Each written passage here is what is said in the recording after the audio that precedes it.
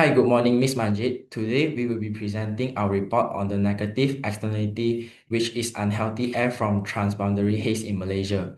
We are Group 7. Here is our group member, Faris, Amber, Shachi, and Kiheng.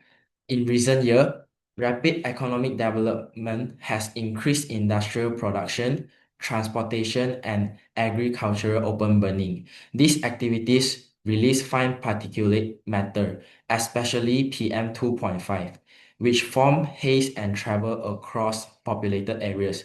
During the July 2025 haze episode in Klang Valley, API level reached unhealthy range. One station recorded 152, which is clearly harmful to our health. The haze cause health problem reduce visibility and disrupt daily routines. This includes respiratory issues, eye irritation, and extra risk for children and elderly. Overall, haze lower the quality of life for society. Haze is a classic example of a negative externality. This means that the private cost of pollution is lower than the actual social cost. Polluters such as industry or open burning activities do not bear the full cost of pollution they create. Instead, the cost is pushed onto society. People suffer health problems, productivity drops, outdoor workers lose working hours, and businesses face disruption. None of these costs are paid by the polluters. Because the market fails to include these external costs in production decision, resources are misallocated, causing welfare loss and a drop in economic efficiency. This is why haze is viewed as a form of market failure. Now I will pass my part to Faris to explain about the economic analysis. Next, I'll be presenting the economic analysis of the issue. In this case, the haze from Indonesia represents a negative production externality. This happens because Indonesian firms burn forests as part of their production process. Burning is a very cheap method, so it reduces their private cost, but it creates severe haze that spreads across the Klang Valley. The important point is that these harmful effects are not reflected in market prices and are not paid by producers.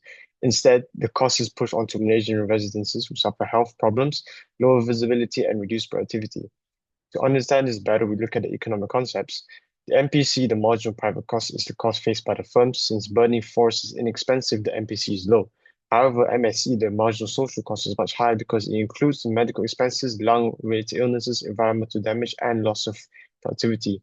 So in this case, MSC is greater than MPC, showing the presence of external costs. Next, the MPB, the marginal private benefit, represents the preference enjoyed by Indonesian firms.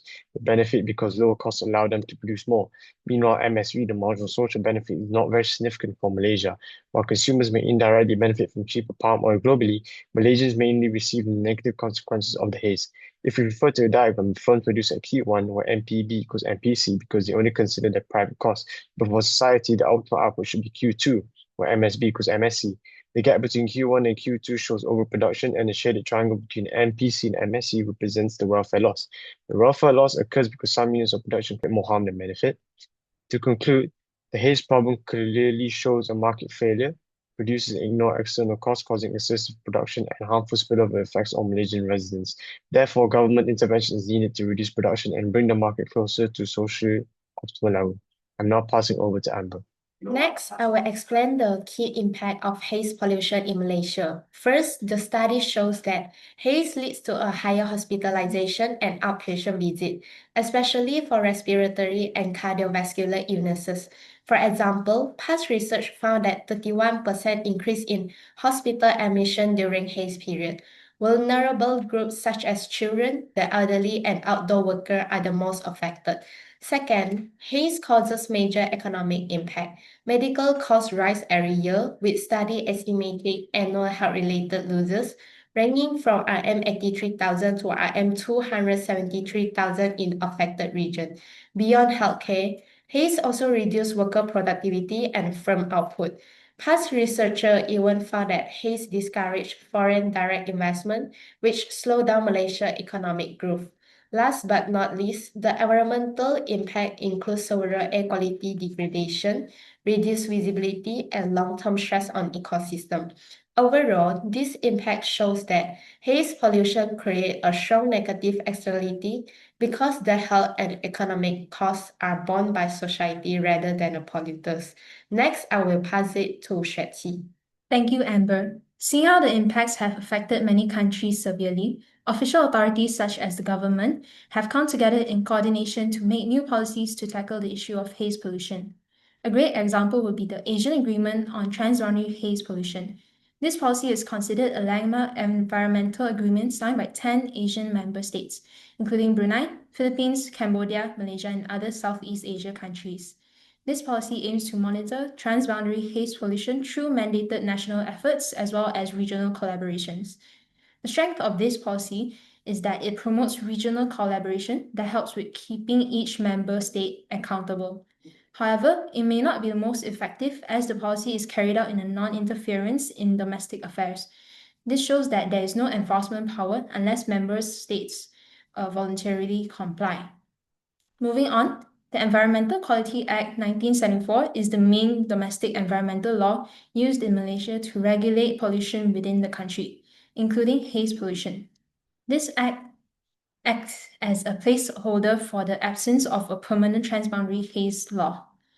This act aims to control pollution domestically through strict fines to ensure that individuals follow the rules and regulations in keeping the environment safe and good. And this is the strength of the law, because it has a strong enforcement and is effective within Malaysia. Nevertheless, the Environmental Quality Act 1974 has no extraterritorial jurisdiction, meaning it has no power in addressing foreign matters when it affects them. I'll now pass the time on to Alvin. Coming to the conclusion part, the haze in the Klang Valley clearly shows a negative production externality. Burning is cheap for Indonesian firms, but the social costs on Malaysian are very high. This caused overproduction of pollution and market failure. Malaysia face health issue, medical costs, and lower productivity even though we did not create the haze. Policies like the Asian Haze Agreement help, but enforcement is still weak. Overall, this case shows that when private incentives do not match social welfare, policy intervention is needed to internalize the external costs and move toward a more socially efficient outcome. Thank you for listening.